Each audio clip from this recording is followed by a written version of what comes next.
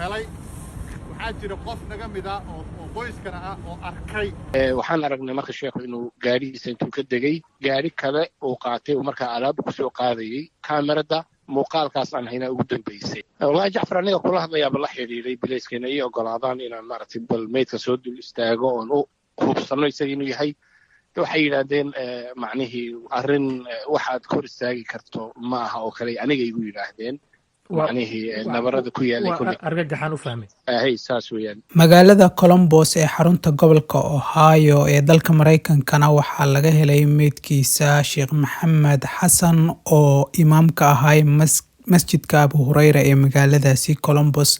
Sheekh ayaa la naadinayay oo la weysanay hase yeeshee meel bannaan ayaa meydkiisa laga helay iyadoo dhaawacyo xunxun oo laga argagaxa ay ku yaaleen.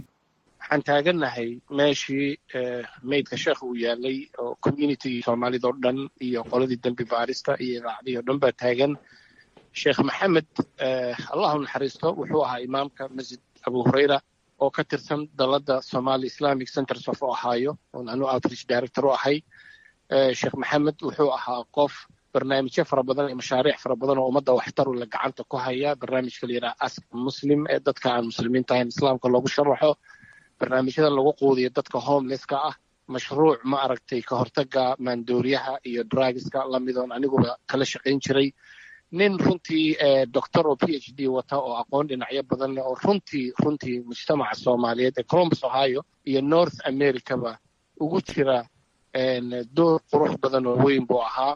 dalada la yiraahdo Ayaana oo masaajida Soomaaliyeed in ka badan 35 masaajid ay ku midoobeen golaheeda sare ahaa. marka runtii waxay ku tusaysaa sheekhu runtii doorka uu bulshada ku lahaa iyo shakhsiga uu ahaa. ka hor intaanan meydka la helin marka ilaa intee buu maqnaa sheekha oo lala'aa? sheekha daraad salaada maghrib masaajidkiisu ku tukaday. markuu tukadayna markaasaa noogu dambaysay. markii muddo la waayey saacado taleefankiisuna dansan yahay baa la isweydiiyey. dana habeenkii xilli dambe kolkii la gaadhay dareenku waa kordhay maxaa yeelay arrin qariibeed wax looga bartay ma aha. subaxnimadkii markaan aragnay taleefankiiyo dansan isagiyo ma aragtay yaanu kaamirooyinka iyo waxaas ma aragtay aadnay. waxaan aragnay marka sheekhu inuu gaadhigiisa intuu ka degay gaadhi kale uu qaatay uu markaa alaab kusoo qaadayay kaamirada muuqaalkaas aan hayna ugu dambaysay. kadib waxaan galnay qaabkii loo raadin lahaa laamahanin in lala xidhiidho dalada masaajidda isu timaado qoyskii uu ka dhashay iyo maxaan ku idhaahdaa community hogaamintii communityguna isu wada yimaadaan. waxaan samaynay marka in dhalinyaro fara badan oo volunteera aan dirnay oo meelo kala duwan aan u dirnay. inta xalay maanan seexan iyo maanta iyo shalo dhan isagoo ma sheekha raadinaynay. maanta casarkii markay ahayd yaanu ballanay in mar labaad ma aragtay magaalada banaankeeda iyo waxaa la aado. anagoo tii ku jirna unbaa qaar ka mida walaaladii aan u dirnay in ay maaragtay gaariga raadiyaan baa la soo xiriiray dadkii marka hogaanka aan hawsha uga dhignay. sidii waa meesha lagu yimid.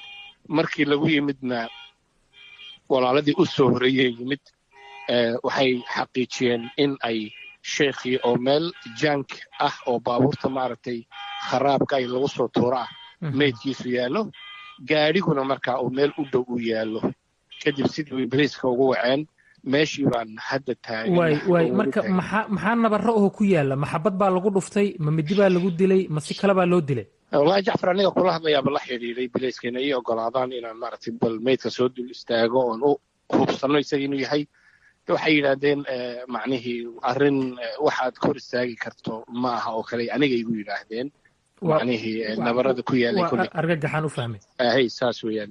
maxay marka hadda boolisku sheegeen inkastoo arrintu ay hordhac tahay oo hadda meydkii weli uu yaallo halkii laga helay haddana xilli habeena ay dhankeenna tahay, ma sheegeen uun wax la tuhmayo iyo cid farta lagu godi karo? ma cadow buu lahaa? ma cid ay ishayeen baa jirtay? saad sheegtay weli waa taagan yihiin. ummaddii oo dhanna waa taagan tahay.